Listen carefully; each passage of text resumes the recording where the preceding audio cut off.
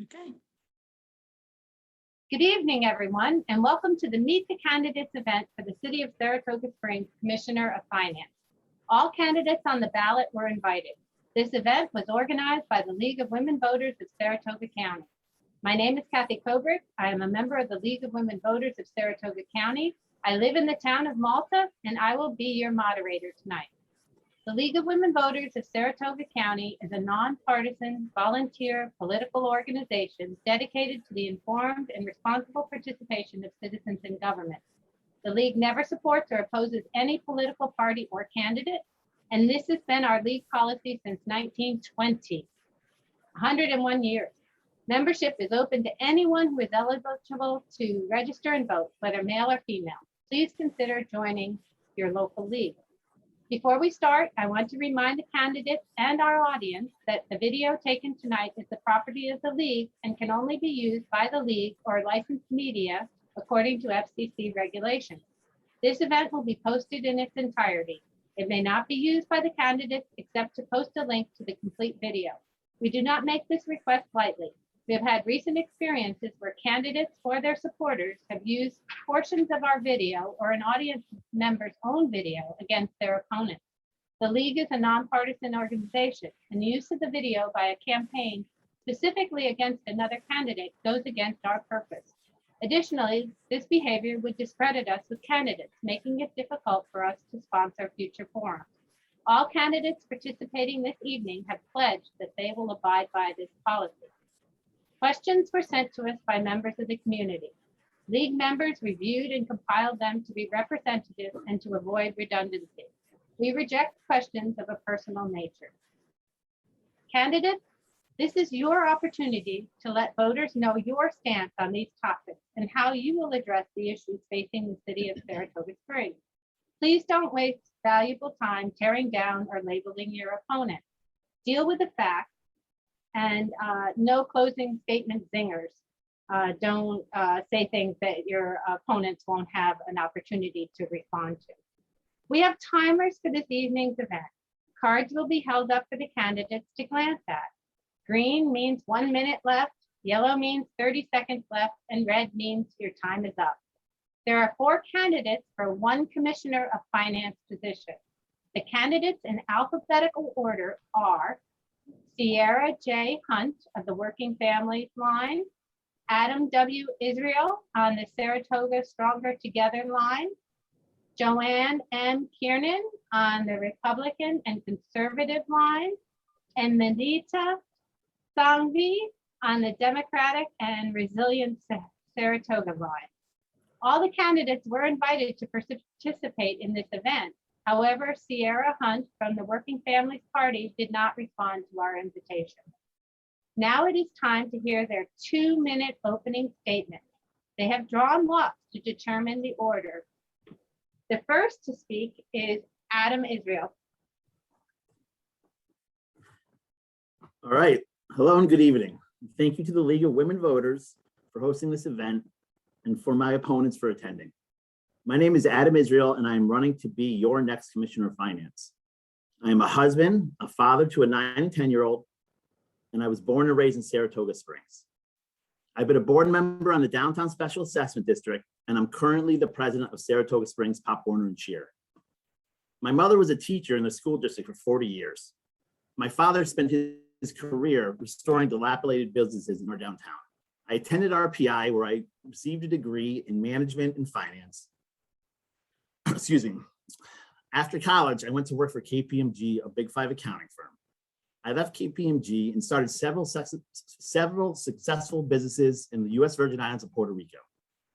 While running these businesses, I successfully worked with FEMA, the U.S. Army Corps of Engineers, the Federal Bureau of Investigation, the Justice Department, and the U.S. Coast Guard, among other federal agencies and contractors. I look at my success at the head of these businesses as a perfect analogy to why I will be successful for your next Commissioner of Finance. To be successful in my businesses, I had to run an organization in a productive, fiscally sound manner. I will bring this organizational leadership to the office of the Commissioner of Finance. I also had to be successful in working with other federal agencies. I will bring that history of successful collaboration to the 5-member council table. I will use my experience working with multiple agencies to aggressively pursue federal and state grant money to bolster our city's finances. With the American Jobs Plan that is currently in front of the House of Representatives, billions may soon be spent on infrastructure, transportation, clean energy, and clean water. I will use my experience and background to aggressively pursue federal dollars for Saratoga's budget. I've done this with my own businesses. I've received aid in state and federal grants for things like clean energy and historic building renovation. Finally, I will use my 20 years in the hospitality business to bolster and diversify our tourism product outside of the season of weekends. Thank you. Okay. Joanne Kiernan, it's your turn. Good evening. I'm Joanne Kiernan, and I would like to thank the League of Women Voters for hosting this forum tonight and my opponents for attending. As a CPA for over 26 years, I've worked in both large and small businesses, creating fiscally responsible budgets, as well as providing sound financial advice and accounting services. With my real-world financial experience and knowledge, I will help Saratoga Springs recover from the pandemic and be stronger than ever. I will responsibly manage the current finances and budgets of the city while working towards establishing a plan for future unexpected emergencies, as our city must always be properly prepared for unforeseen circumstances. I've lived in Saratoga Springs for the past 18 years with my husband Todd and my two sons, both of whom graduated from Saratoga Springs High School.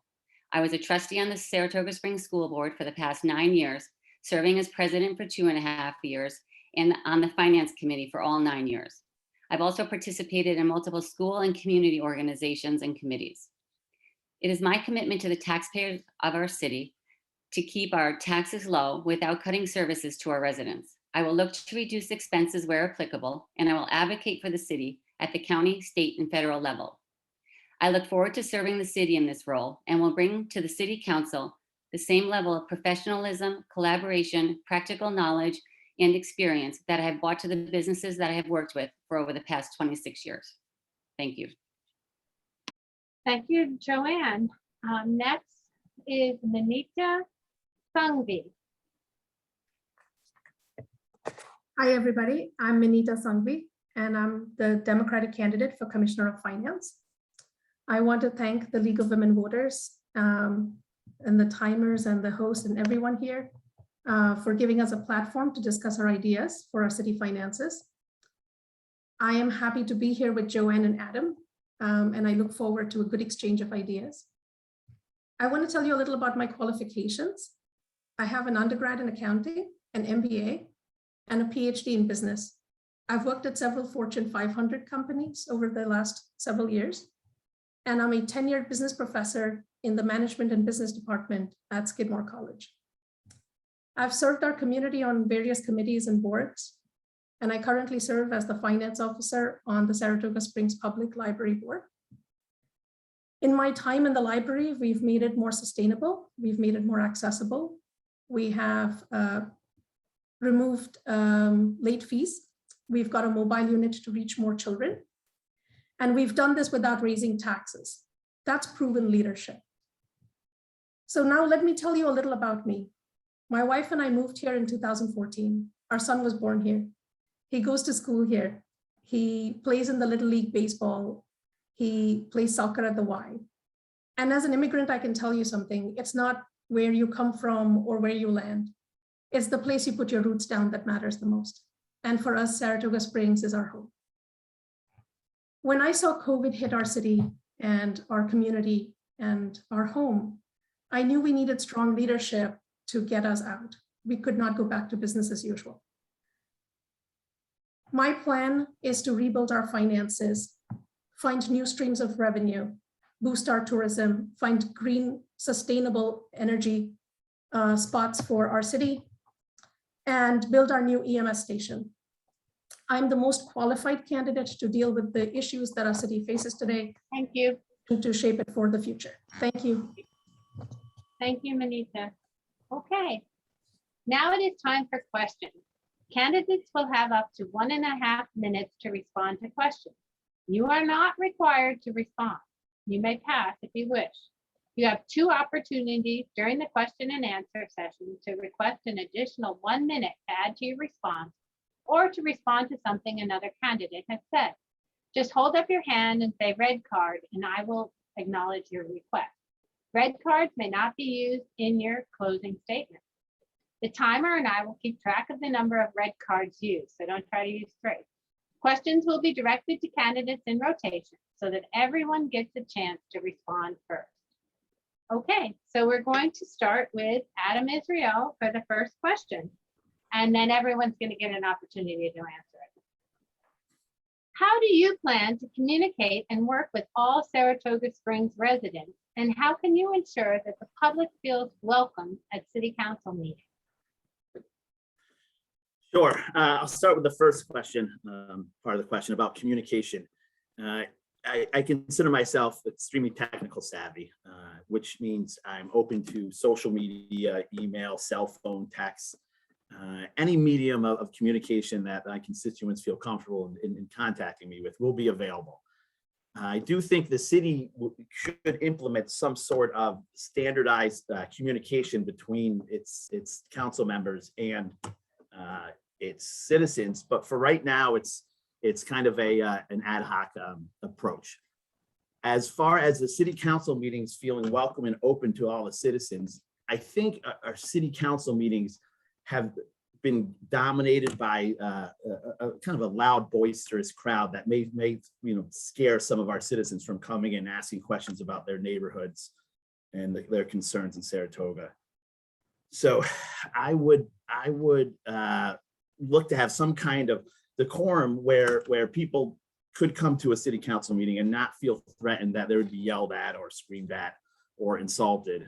And I think that goes for the council members as well. So thank you. Okay, thank you. Joanne? Can you just repeat the question? Yes, and I can Thanks. always repeat the question for anyone who needs it. How do you plan to communicate and work with all Saratoga Springs residents? And how can you ensure that the public feels welcome at city council meetings? Effective communication is hard work, and we need to be willing to put in the time, and it's an ongoing process. I know from the school board, when we had contentious issues, we would move our board meetings to bigger venues to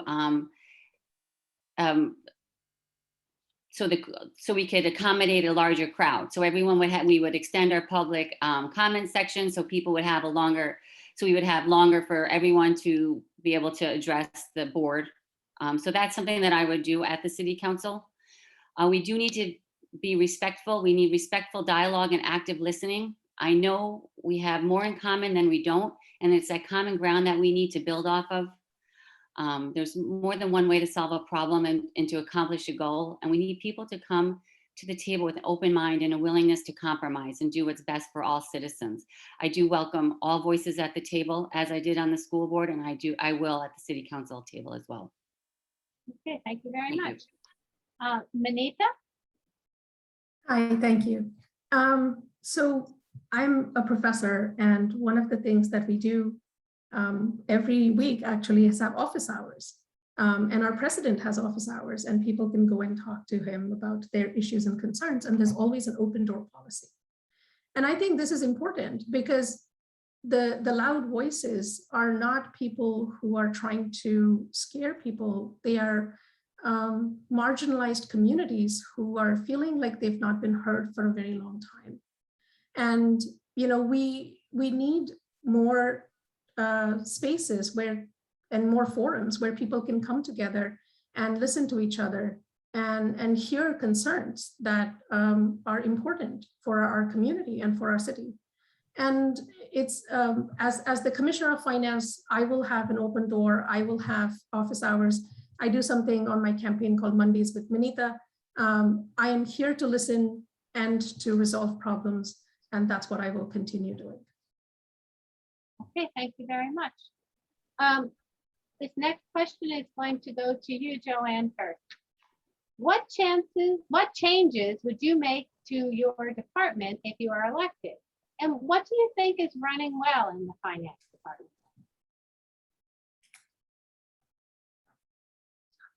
You're muted. Sorry. I don't know what changes I would make, as I don't know exactly how the department works in the day-to-day operations. But one of my priorities, if I am elected, would be financial stability coming out of the pandemic.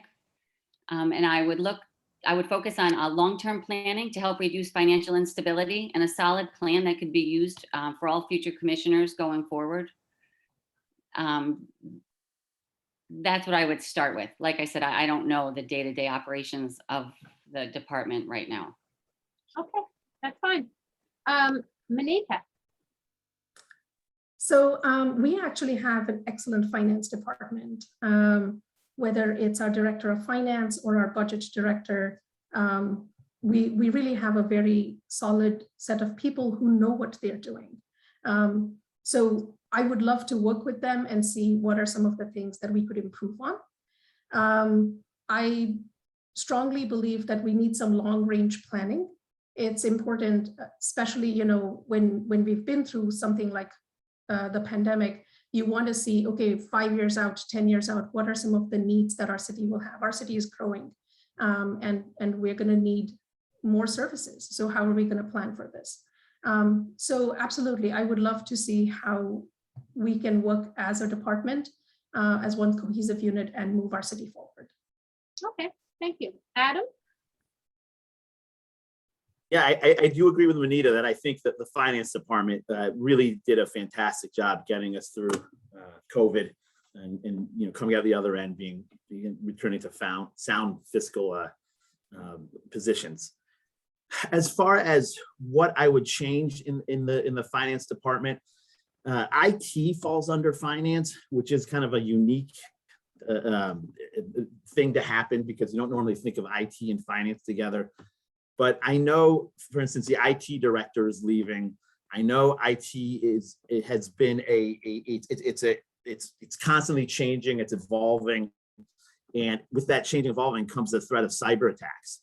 So I would like to make sure that we really, a city has defenses set so we're not compromised should, you know, some foreign entity try to get our data, because without IT, you know, the city doesn't work.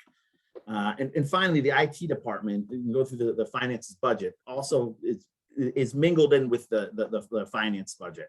I'd like to see those items moved out so we can better track the finance department and then track the expenses in IT, because they really are two separate entities. So that's what I would change in the department. Okay, thank you. Manita, this question is going to go to you first. The Commissioner of Finance is responsible for administering health benefits. Is the current cost of Saratoga Springs health benefits typical for cities of this size? And would you propose any changes to healthcare benefits for commissioners and or city employees?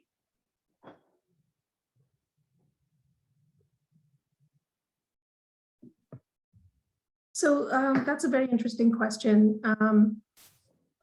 I do believe that we have good health benefits. In fact, if you hear, I think Skip Saratoga was the one who was talking about, you don't become a commissioner for the money, but there are some great benefits. And I believe that after 10 years, you get health benefits for life. I think that is an issue that the commissioners should look at. But it is a perk for a job that pays $14,000, at least for the commissioners and the mayor, 14,500 to be more precise. But I'm honestly not 100% sure if we are comparable in terms of our health benefits with other cities. It is definitely something that we could study. I know our police, for example, is a lot higher. Our public safety budget is a lot higher than some of the other cities. But I will definitely look into that. Okay, thank you. Adam? Sure. So actually, could you repeat the question just so I know? Right. I heard it right. Yeah. The Commissioner of Finance is responsible for administering health benefits. Is the current cost of Saratoga Springs health benefits typical for cities of this size? And would you propose any changes to healthcare benefits for commissioners and or city employees? So without knowing the exact answer of how our healthcare costs compare to other cities, I mean, I do know it is a large part of the budget for Saratoga. How that compares to other cities, I don't know. I do have faith that the current commissioner in the finance department went out and actively sought the best deal for healthcare. I think healthcare is vitally important to employees. It's a problem we see outside of City Hall. Being a small business owner, it can be a challenge to provide healthcare for your employees. One example I give is I have a bartender, and it's really restaurants and small restaurants and bars can't afford to provide healthcare to their employees. So if you have a bartender who breaks his arm, not only does he have huge medical bills, but he's also out of work for a while. So what I would say to that is I think healthcare is vitally important. I think the current commissioner, the current healthcare costs are large, but given the way, without national healthcare, this is a necessary evil to keep our employees at City Hall safe and healthy and able to come to work. So thank you. Okay, thank you. Joanne. I have not done a comparison of the cost of our health plan compared to other cities our size. Certainly, if I do get in office, that's something I would look at because benefits are such a large portion of the finances of all the departments. I know on the school board level, we looked at comparable plans that saved the district money, but yet still offered the same level of service to our staff. So that is an option that we could look into. So that is definitely something I would look into if I get elected. And as far as healthcare for commissioners, I certainly would look into the benefits for life. I think if we costed that out over a long-term plan and saw what that's costing the city, people might think differently on offering that and possibly even healthcare to current commissioners. But again, we'd have to see it on paper and the effect and the cost that it is to the city. Okay, thank you very much. All right, Adam, we're back to you for this question first. And it's one you started to address, so you'll like it. The Commissioner of Finance is responsible for information technology. Are there any changes you would make to the website and IT system? Would you consider an emergency citywide text notification to be used in case of emergency? Yeah, so I know that the again, technology is always changing and evolving. I've been through our city's website. It's a little clunky. It could be updated. I know it's great. You can pay bills on the website now. I think that's a benefit for all citizens. So as far as the current the website, the way it is now, it could always be tweaked, but there's no real issue I have with it. And I know it's part of my time, but could you repeat the question one more time? Because I missed the second part. I think they'll give you a break for a second. Can you guys do that while I repeat? The second part of the question is, would you consider an emergency citywide text notification? Yeah, so I think that's a no-brainer. I think getting information out. We saw that happen with the boil water advisory early this year. It was real. I know the departments were trying to get it out, but whatever was in place did not work. Actually, a local Facebook group got a pretty effective message out, letting citizens know that they should not drink the water, and the boil water advisory was going on. But as technology evolves, we have to keep up, and getting information to our citizens in a timely manner as a municipality is something that's absolutely I would invest in, and I think is worthwhile because it can have life and death benefits or health ramifications. So certainly I would support that. Thank you. Okay. Thank you for repeating the question. No worries. Joanne? I do think our website could be updated and a little more user-friendly. It is difficult to find things on it. Our IT system, I think the pandemic had shown our reliance on IT over this past year and a half.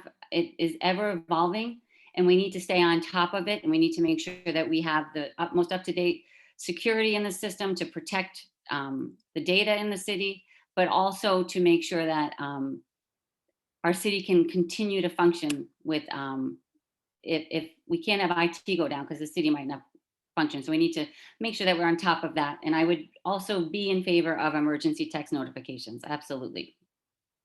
Thank you. Thank you. Minita. So I have a couple of things. One is, there are changes to the IT department that are happening. I see in the 2022 comprehensive budget, the current Commissioner of Finance has put in 4 new hires for the IT department. I think that's going to set us up well for the future. I too believe that the website is a little clunky. I have spent a lot of time on it. And one of the main things is that there is something called open government, and those links do not actually work. So that will be one of the first things that I would have my IT folks fix. The other thing about the emergency text notifications, people should not find out through Facebook or Facebook groups that their water is actually dangerous for them to drink. Okay, there are moms out there who don't have time to be on Facebook. There are elderly people out there who don't have Facebook. We need to come up with emergency notifications that go beyond text, that we get them for thunderstorms and stuff like that. We need to find multi-mode notifications so we can reach out to people in case of emergencies. Okay, thank you. This question's going to Joanne first. The past year has shown the need for all residents to have access to the internet. What can be done to help all neighborhoods and residents have the ability to have adequate internet?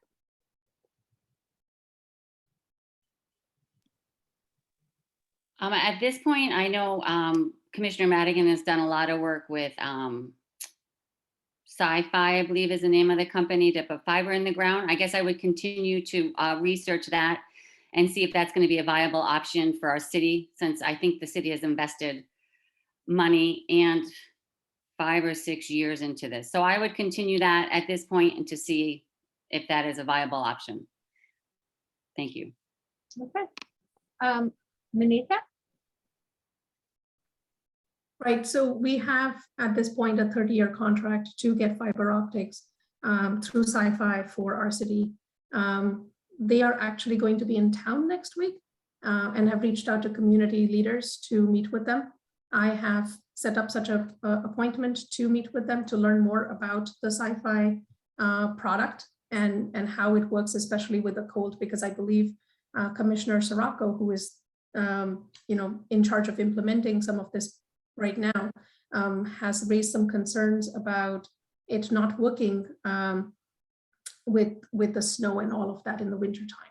So I think this is something we should look at very closely and see if it's a good viable option. I believe that having good internet is an absolute necessity nowadays, especially with COVID. A lot of our children came back home and we're doing stuff virtually. It's important that every household have it. It's an absolute necessity. And I will make sure that our IT department will work in every way to make that a reality for everyone. Okay, thank you. Adam? Okay, could you repeat the question one time for me? The past year has shown the need for all residents to have access to the internet. What can be done to help all neighborhoods and residents have the ability to have adequate internet? Okay, so like what Manita and Joanne talked about, Sci-Fi is happening. There's going to be fiber going into the ground.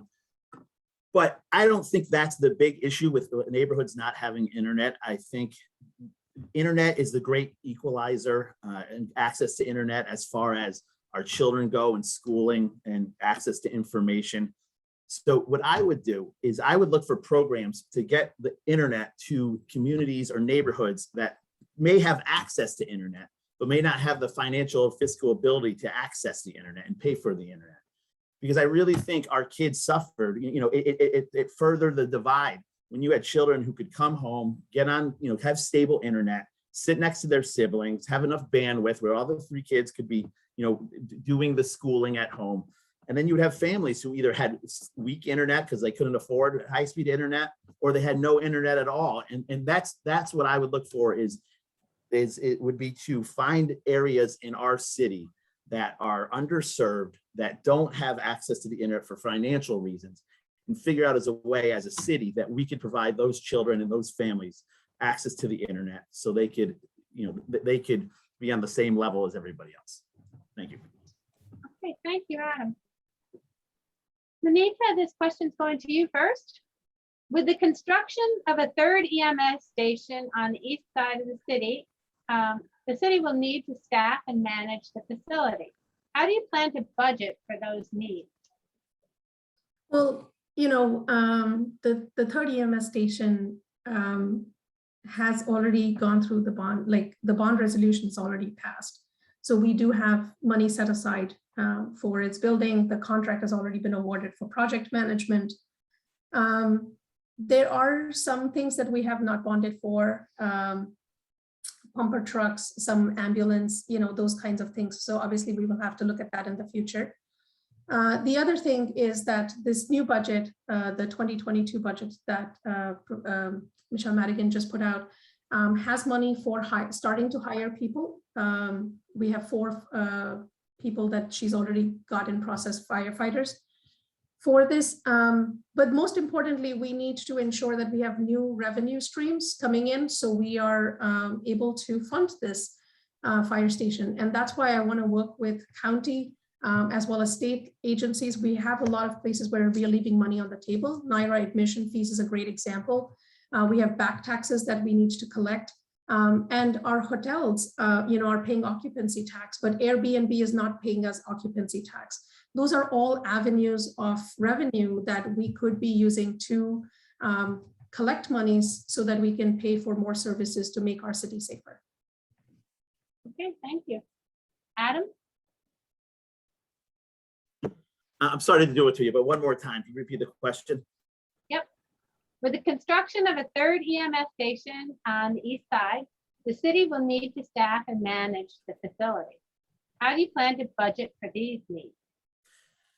Great. So as I said in my opening statement, I really believe there is federal and state dollars out there to help pay for these things. I looked into a grant. There's a grant through the federal government. It's called the Federal Firemen's Grant, actually, if I remember right. It's a pretty basic name. Or there's another grant called the Safer Grant that will help pay for firemen. Other options are, I know Supervisor Veach, I believe, in his debate talked about the county putting a hazmat truck at the fire station, and the county would actually pay the city of Saratoga to house its hazmat truck. So I think that revenue source would help offset some of the costs of staffing the third station. Finally, Saratoga has a contract with a private ambulance company to take some calls, and then after that, the calls go to the fire department. I without being able to really study this, I think that we can look at taking all ambulance calls as a city. I really believe this is one few area that drives revenue back into the city. The city makes money off ambulance calls. The fact that we've contracted out with a private company to do it for us, I think it needs to be revisited. Because I think that could be something that, especially with more ambulances, more trucks, more firemen, more EMS, I think we should be keeping that in-house as a city. So that's how I would help fund the third station. Okay, thank you. Joanne? So the building will be paid for through bonding, and that's why I believe long-term planning is essential as Commissioner of Finance, so we can see what the operating needs are going to be in the future years out. So I know some firemen were added this year. I don't know how many are actually going to be needed to fully staff the third fire station, but that personnel will need to be worked into the future budgets. And I agree with Anita on the revenue streams, short-term rental. I know that's one issue, or that's one revenue stream that we could possibly look into. It's my understanding there's some issues with it now, but it would need to be addressed. But I'd be willing to work with the county and the city officials on this issue. I also think strong economic development in a strong downtown to bring in tourists and to bring in businesses that can bolster our sales, mortgage tax, and occupancy tax. So I think it will be a challenge for any commissioner, but I think it can be done. Thank you. Okay, thank you. Anita, you want to use your red card? Okay. Everybody, timers, you got that? One of Okay, the things that people have talked about in terms of, cutting costs with the third EMS fire station is having 3 people on a fire truck instead of 4. Now, these are strong union paying jobs and I strongly support them. And I strongly support 4 people on a truck because research has shown that it's a lot safer for the community. The response time is halved. And more importantly, the firefighters' health as well as the victims' safety, both are taken care of. And so if that means we need to add, 2 more people, we should be focusing on that. And I, as the Commissioner of Finance, will be happy to find that extra money in our budget to make our city and our firefighters and our community safer. okay, thank you. Anyone else? Okay, this question is going to go to you first, Adam. A civilian review board was recommended for adoption by the Police Reform Task Force appointed by the Saratoga Springs City Council. Do you support the creation and funding of a civilian review board? I do. I think it's time now. I think we've seen the need for citizens and visitors to have an avenue to talk about their experience with our police. That's not at City Hall during a city council meeting. Somewhere for them to talk to a mediator or not a mediator, but a middle ground. That's not they don't have to go to the fire or the police station to file a complaint if they've had a bad experience. They can talk to the review board. I think it's really critical that it's done right. I think the city is doing it right. I know Commissioner Dalton proposed this at the last meeting, and it's going to be looked at the next city council meeting. I think it's important that who's on that board, that they reflect the citizens of Saratoga and the values of Saratoga, and that they are in this for the to do good and to do justice, to make sure that our police force is held accountable. And I think our police would appreciate that. They would appreciate the ability to have citizens have transparency on what they're doing, because our police are not, our police are expected to be everything to everybody, right? They're supposed to be a mental health expert. They're supposed to be an EMT. They're supposed to be a defensive force. I think this will really help them talk to our citizens and communicate with our citizens, because what's happening now, I think we can all agree is not working. Okay, thank you very much, Adam. Joanne. I believe the ordinance that the city council passed at the last meeting is a good starting point, but the details do need to be worked out. I think if implemented correctly, I believe it could be a good addition to our city. It protects the citizens and the police. It doesn't need to be one or the other. It needs to be funded, and the police and the PBA have to be involved in the discussions on the structure. And I think the structure needs to stay independent of the council and the political ties that happen within the city. I do think the relationship between the community and the police will be strengthened with a properly implemented CRB. Okay, thank you. Anita?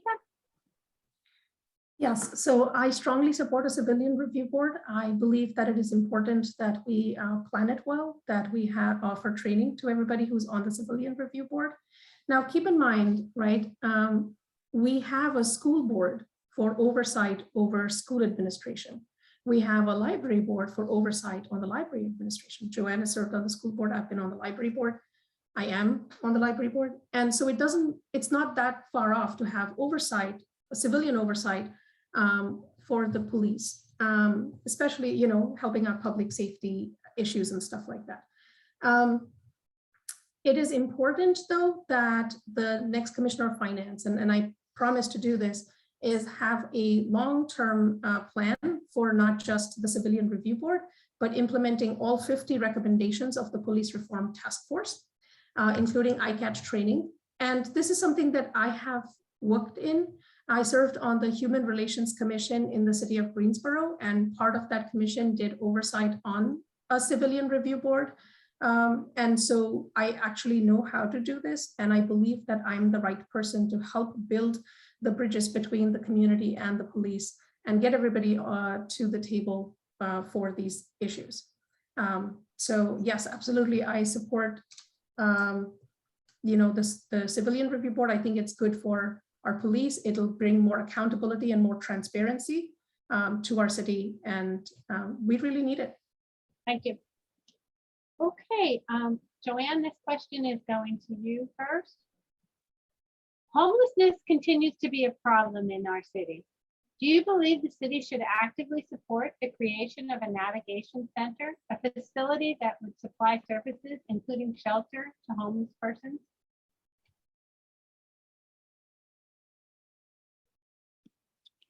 Yes, I do support the city having a navigation center. I think the city needs to continue to collaborate with and support our SOS, RISE, and the other community outreach and the community outreach court, because a continuous care is needed. These people needs are complex. I also support a year-round drop-in center that has been talked about, and possibly people could go there during the day and get some services that they need.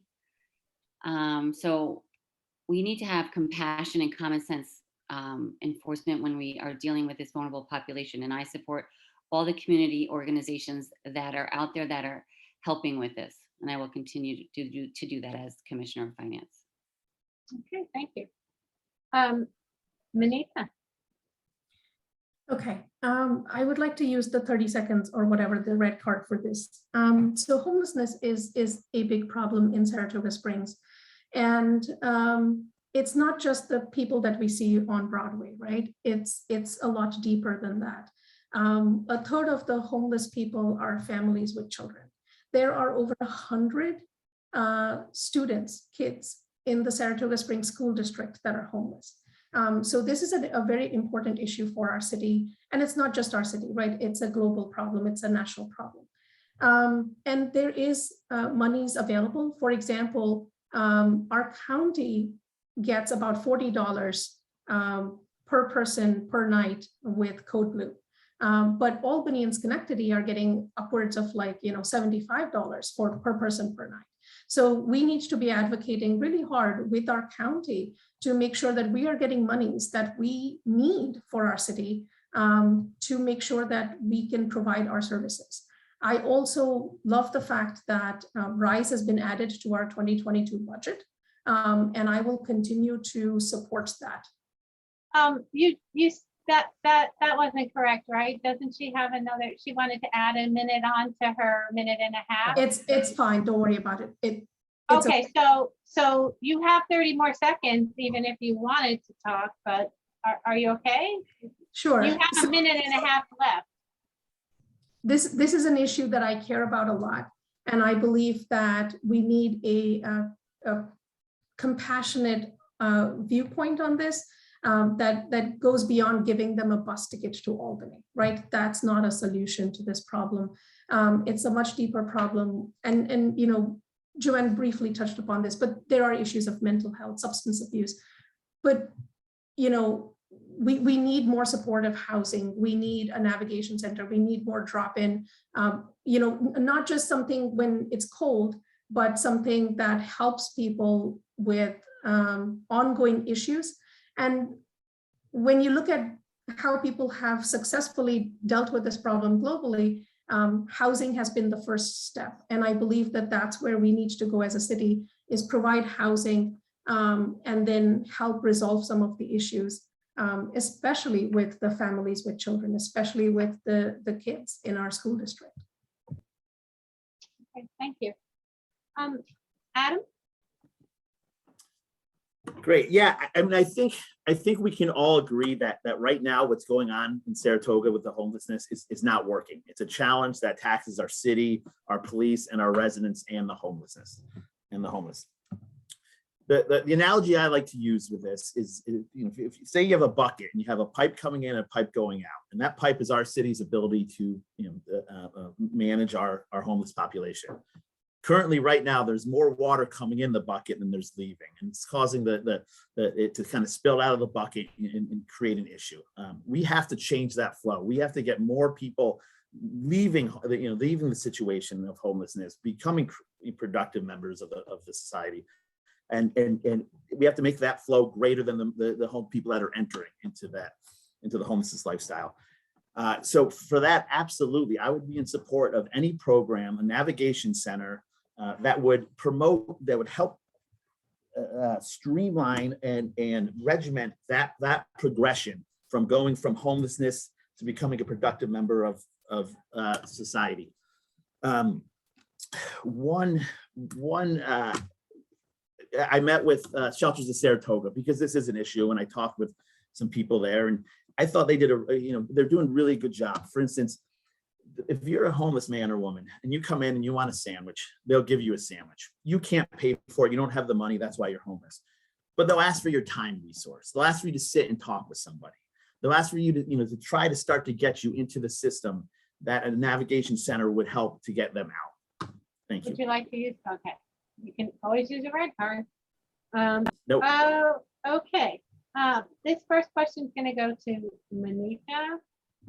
Do you believe the city has an obligation to support the welfare of backstretch workers at Saratoga Race Course? And if so, how? Again, this is a county issue. The Saratoga, absolutely, right? In the sense of we need to work with the county to ensure that our backstretch workers are getting access to health services, have places that they can go to for any kinds of concerns. But we need to work with the county to do this. NYRA has halved our admission tax. And we need to find ways to work with the county to ensure that NYRA is paying for its fair share, for example, with vaccines or with some of the health benefits that are needed for the backstretch workers. The county was providing those services, and I would absolutely work with the county to ensure they have the services, but then also make sure that we, as the Commissioner of Finance, my job is to make sure that the citizens are not paying for something that NYRA should be paying for, and I will work with the county to make sure that that is the case. Okay, thank you. Adam? Yeah, I do agree with Manita. I think it's NYRA being a state entity is really an issue that Saratoga should talk with the state about.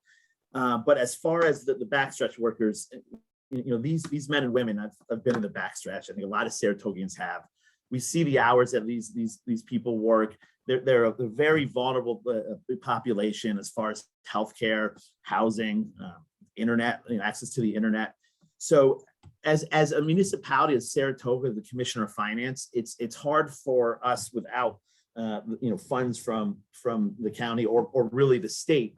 It's hard for us to show them financial support. But I think we all can agree that these workers are instrumental to our track. Our track's instrumental to our economy, and we got to make sure that they're taken care of, they're safe, they're humanized, and they feel welcome in this community, and they feel that their needs are being addressed.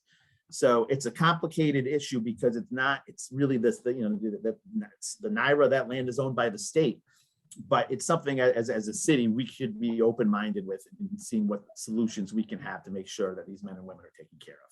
Thanks. Okay, thank you. Joanne? I agree with Manita and Adam. We need to be a welcoming community, but we would need to work in conjunction with the county and NYRA and find solutions that could help the welfare of the backstretch employees. Thank you. Okay, Adam, this question is going to you first. Many people think that the quality of life in Saratoga Springs is the identity of the city and the country. Do you support increased funding for continued protection of the Greenbelt and for future plans to connect trails and bike paths? Yeah, I think this is something, it's in our charter that we protect our open spaces. The Greenbelt is vital to Saratoga. It's making its charm. It's currently with the UDO, there is some fear of it not being enough regulation to make sure that suburban sprawl doesn't creep into our green belt. But this is something that makes Saratoga unique, makes us different than different municipalities around us, is having this strong urban core with these beautiful rural areas around us. As far as the bike trails, I've visited Holland, Amsterdam and Holland a number of times, and that's the gold standard for bike trails and connectivity.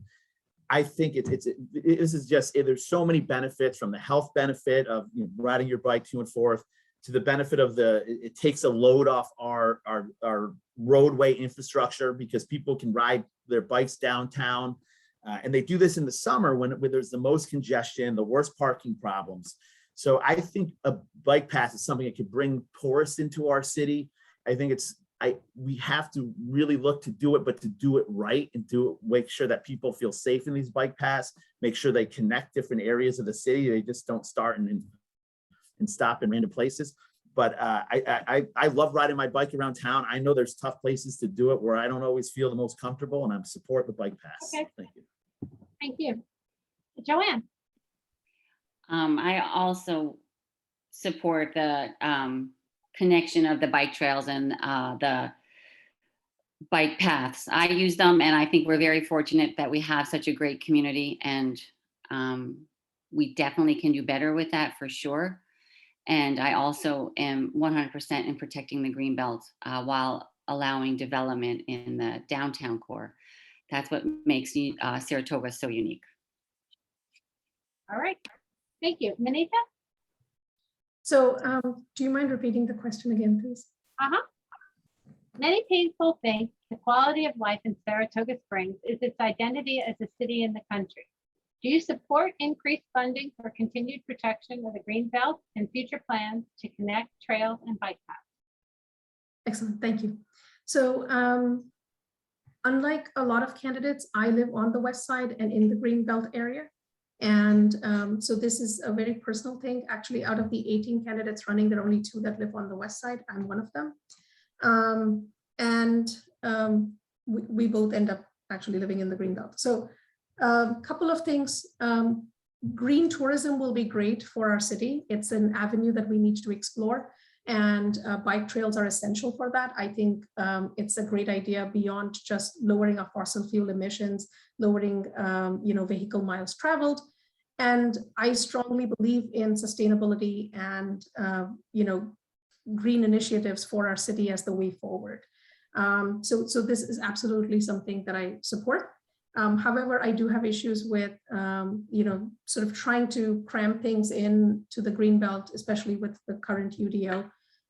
So that is something that I am concerned about. The other thing that I hear a lot from people on the west side, bike trails are great, but we don't even have sidewalks and pavements here. We don't even have places to just walk from one street to another.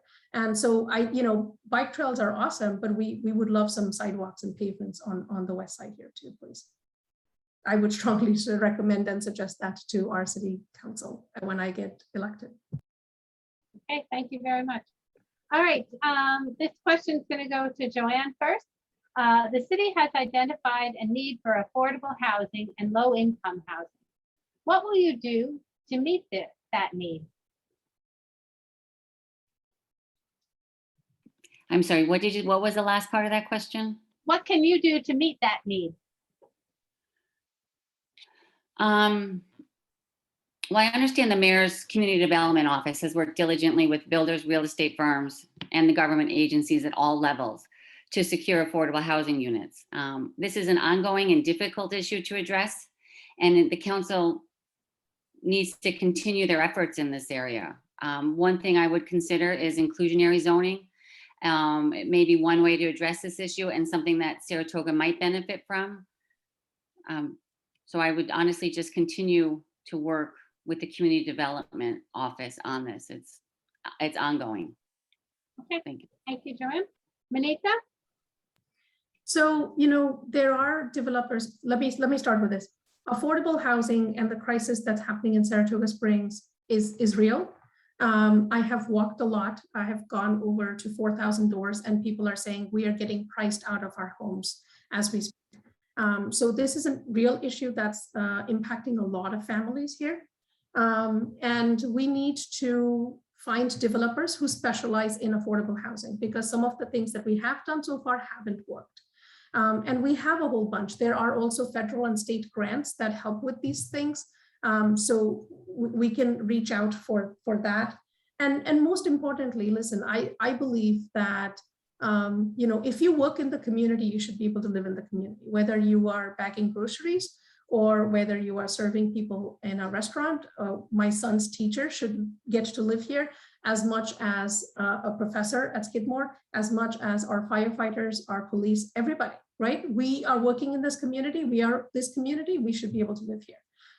And so affordable housing is a critical issue for the next set of commissioners. And I will strongly work to make sure that we have more affordable housing and inclusionary zoning in our community. Okay, thank you. Adam? Yeah, so again, I think we can all agree that this is an issue the city needs to address. It's not working, and it affects all parts of the city. I was, you know, talking with some members in our tourism community about how can we get more tourists here midweek? How can we get more conferences here? And part of the issue is our restaurants and bars are closed Mondays and Tuesdays. Why are restaurants closed Mondays and Tuesdays? Because they don't have the workers, they don't have the workforce, and it's because of a lack of workforce housing. So there is this idea of inclusionary zoning, which provides developers a bonus or a benefit to building in affordable housing into their units. I really think that's a neat idea because it costs the taxpayer nothing. The developer gets a little perk for doing this, and you don't concentrate your affordable housing in one area. Because I think that we have to avoid that. That leads to that neighborhood or that bad. We have to spread out the housing across the different neighborhoods. Another program I'd be very interested in, you know, as the Commissioner of Finance, we regulate the taxes and the property taxes. And when somebody's delinquent on the taxes, it's a last resort, but a last resort, we have to go and repossess their homes. Something that I don't think any commissioner, myself included, takes lightly, but if it does happen, and it has happened. I know the current commissioner, Commissioner Madigan, has worked with Habitat for Humanity, where the city worked with them to take these homes and you know, restore these homes, make these homes beautiful, but have them fall into this into affordable housing and that's the key, right? To get families ownership, to get them invested in this property. So that's another program I would love. Okay, this is going to be our last question, and then we're going to go to closing statement. And it's going to Manita first. In general, how might Saratoga Springs extend a welcome to immigrants? And what role might the city council and/or the office you are running for have in that welcome?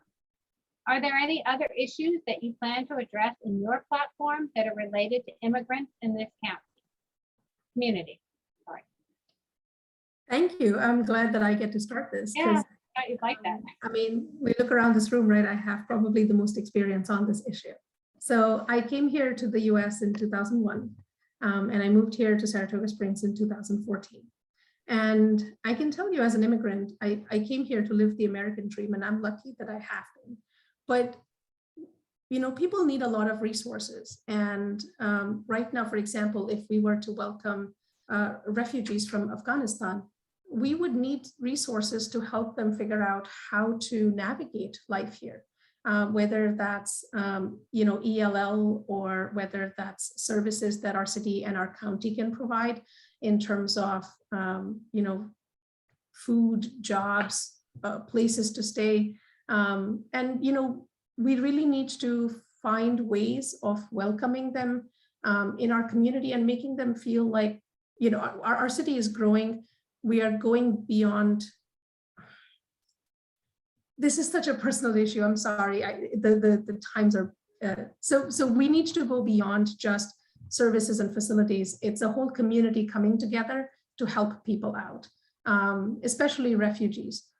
So yeah, absolutely. I strongly support it. I would love to work with a lot of organizations, statewide, you know, countywide, to make this a possibility.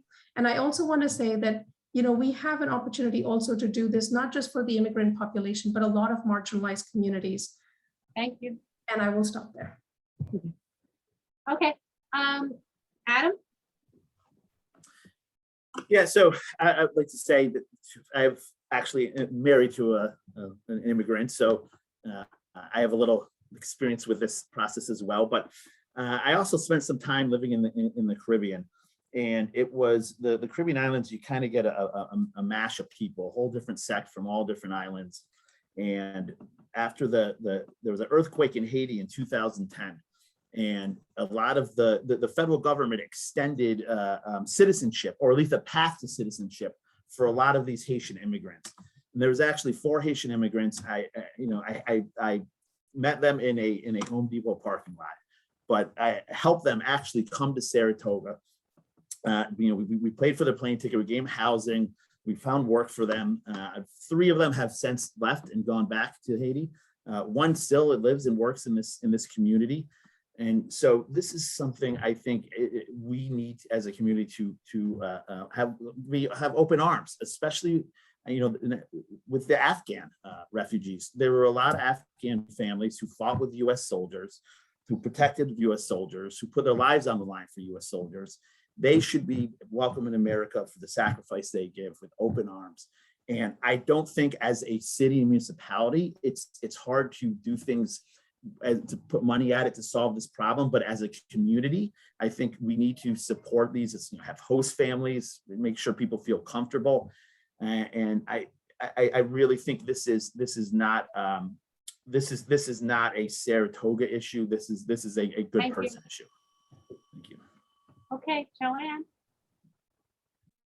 I think everyone agrees we need to be a welcoming community for all. I saw on the school board firsthand our ELL population keeps growing.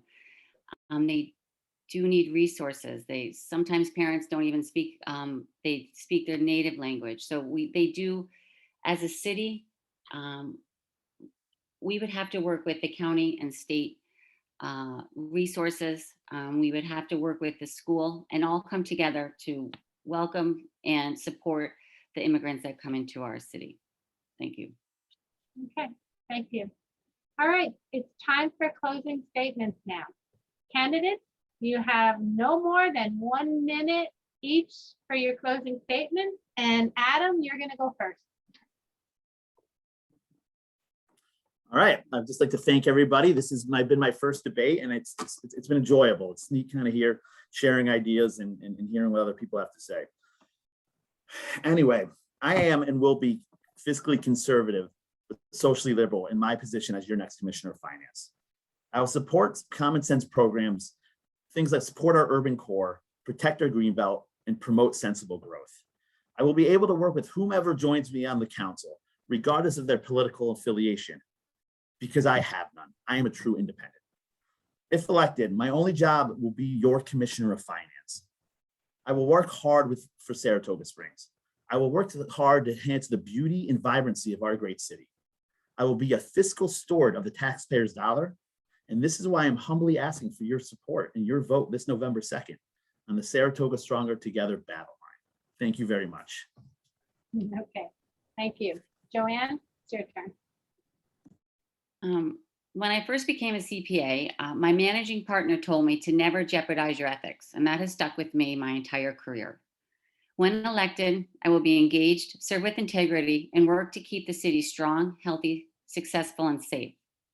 I have real-world financial experience, qualifications, and the competency needed to continue to build on our city's successes.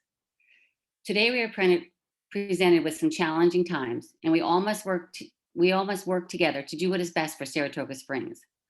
I will always put our city's best interest above politics. There's a lot of work ahead for all of us in order for our city to continue to thrive and be a destination for those all over the world. The truest definition of being a public servant is service before self, and that is how I would lead as your Commissioner of Finance. I want to wish my opponents good luck, and I thank them for being true professionals throughout this election cycle. Thank you. Thank you. Okay, Manita, you get the last word. I want to thank everyone, especially the League of Women Voters and Joanne and Adam. I know it's not easy running for public office, and while we disagree on issues, we care about our city and keeping our democratic processes robust. Our city is at crossroads right now, and we need new ideas and new vision to move forward. And I am the right person for our city right now. I am the most qualified candidate with an accounting undergrad, an MBA, a PhD, my years of work at Fortune 500 companies, my time as a business professor, as well as my time as a finance officer on the library board. We need somebody who can not only rebuild our city finances, but rebuild trust between our community and our city leadership. I pledge to get the third EMS station done, rebuild our finances by boosting our tourism, going beyond track to historic tourism, green tourism, sports tourism, and most importantly, building bridges between our community and our city hall. Thank you. Thank you. All right, everyone. Please remember to vote. Besides the candidates, there will be 5 proposals on the back of your ballot. So don't forget to turn the ballot over. Early voting starts from October 23rd through October 31st. Absentee ballots may be requested by mail until October 18th and postmarked by November 2nd. Absentee ballots may also be requested in person by November 1st and returned in person by November 2nd by 9 p.m. The general election is November 2nd. Polls open from 6 a.m. to 9 p.m. Please check with local boards of elections for polling places. Thank you, candidates. You all were great. You were respectful. You addressed the issues. You educated the voters about who you are and what you do as Commissioner of Finance. And thank you, audience, for taking the time to learn about the candidates. Good night and good luck to all of you.